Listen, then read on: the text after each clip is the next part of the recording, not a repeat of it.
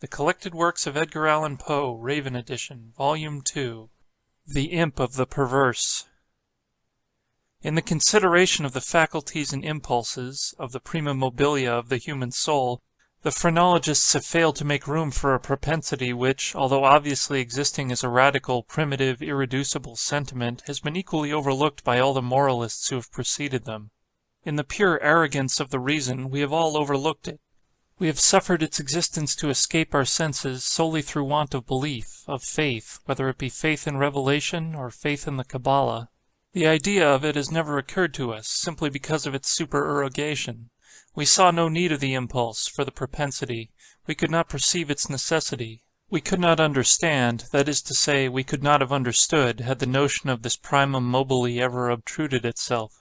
We could not have understood in what manner it might be made to further the objects of humanity, either temporal or eternal. It cannot be denied that phrenology and, in great measure, all metaphysicianism have been concocted a priori. The intellectual or logical man, rather than the understanding or observant man, set himself to imagine designs, to dictate purposes to God. Having thus fathomed, to his satisfaction, the intentions of Jehovah, out of these intentions he built his innumerable systems of mind. In the matter of phrenology, for example, we first determined, naturally enough, that it was the design of the Deity that man should eat. We then assigned to man an organ of alimentiveness, and this organ is the scourge with which the Deity compels man, willi nilli, into eating. Secondly, having settled it to be God's will that man should continue his species, we discovered an organ of amativeness forthwith. And so, with combativeness, with ideality, with causality, with constructiveness, so, in short, with every organ, whether representing a propensity, a moral sentiment, or a faculty of the pure intellect. And in these arrangements of the principia of human action, the Spurzheimites, whether right or wrong, in part, or upon the whole, have but followed, in principle, the footsteps of their predecessors, deducing and establishing every thing from the preconceived destiny of man, and upon the ground of the objects of his Creator.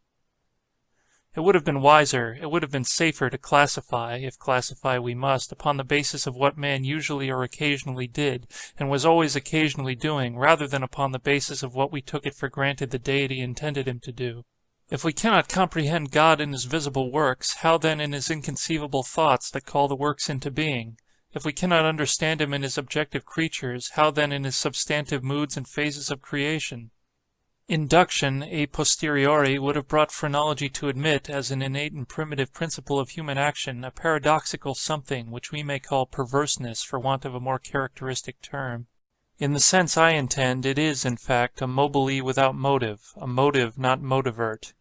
Through its promptings we act without comprehensible object, or, if this shall be understood as a contradiction in terms, we may so far modify the proposition as to say that through its promptings we act for the reason that we should not.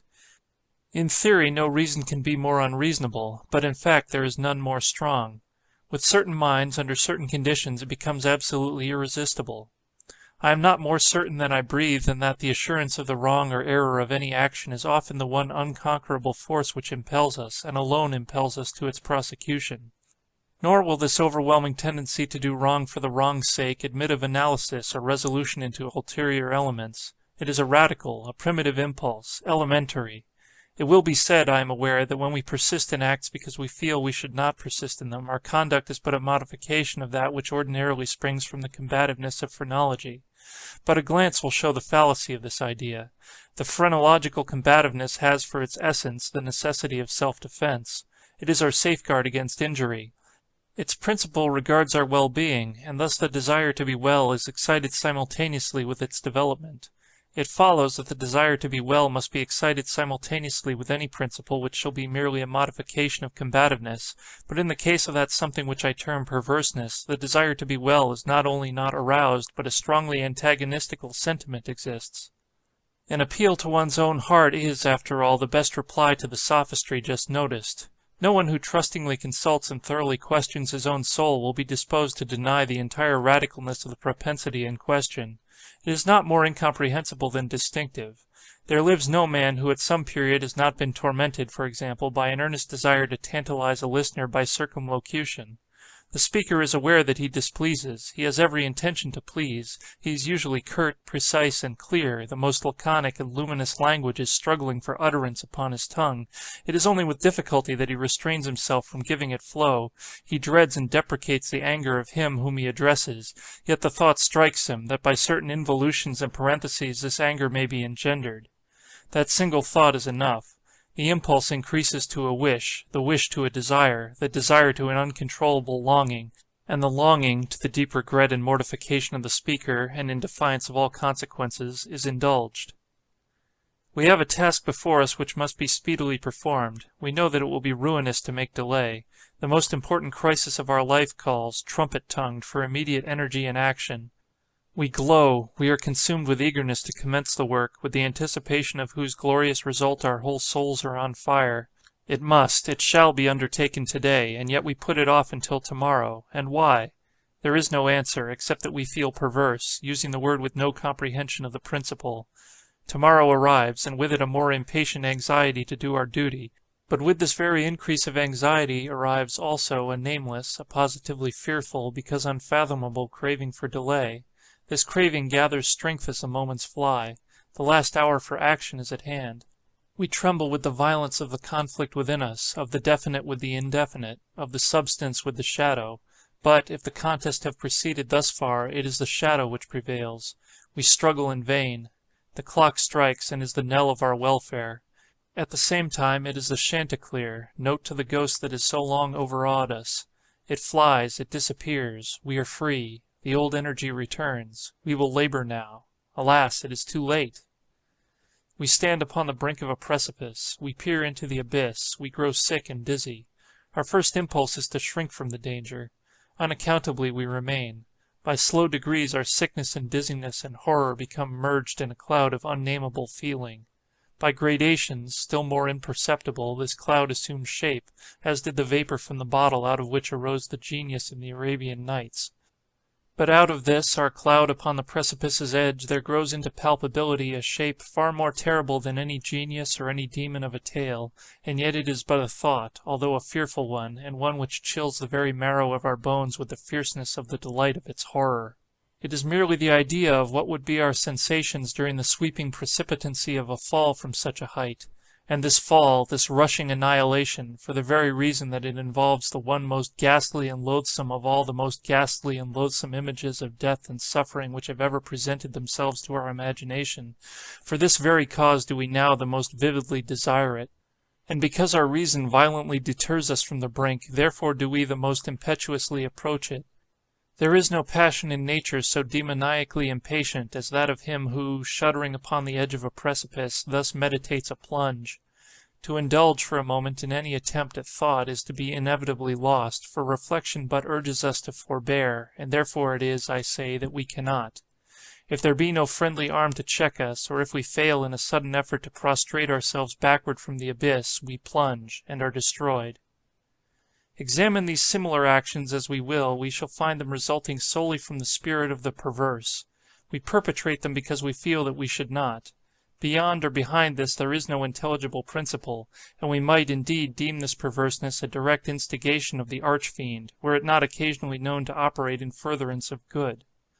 I have said thus much, that in some measure I may answer your question, that I may explain to you why I am here, that I may assign to you something that shall have at least the faint aspect of a cause for my wearing these fetters, and for my tenanting this cell of the condemned.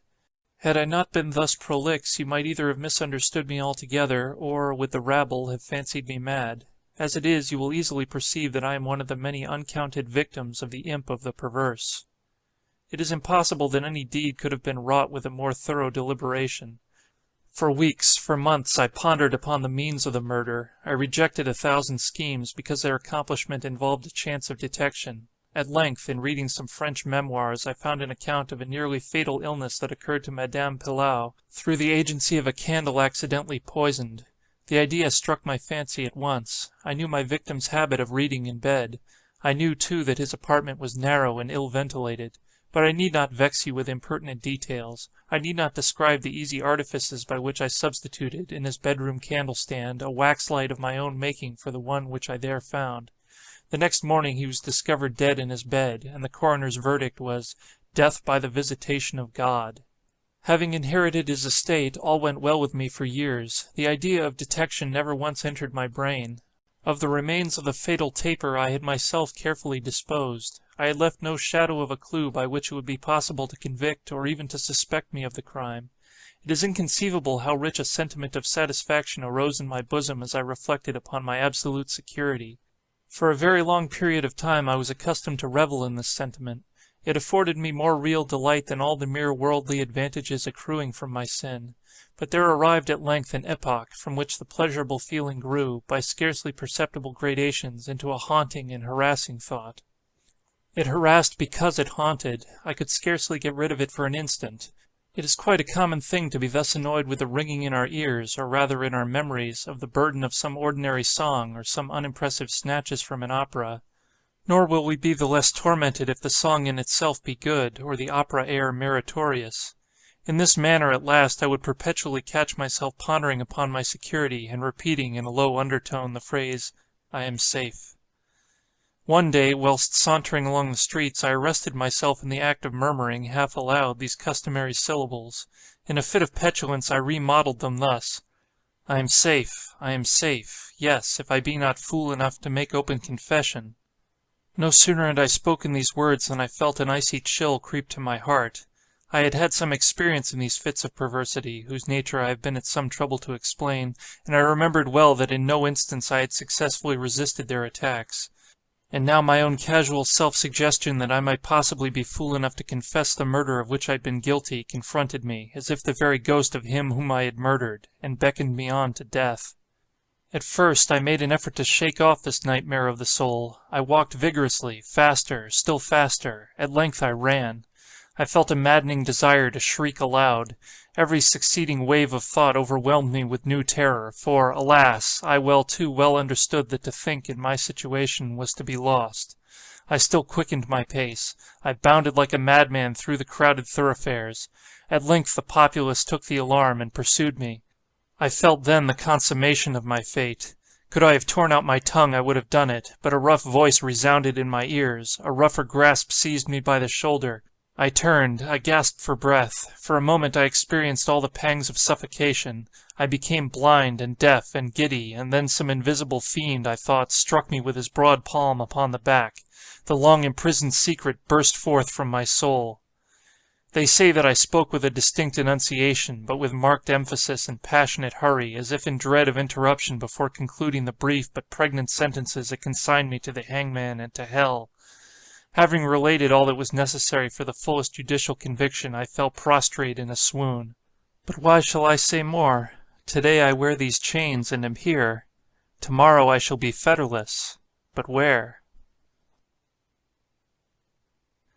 End of The Imp of the Perverse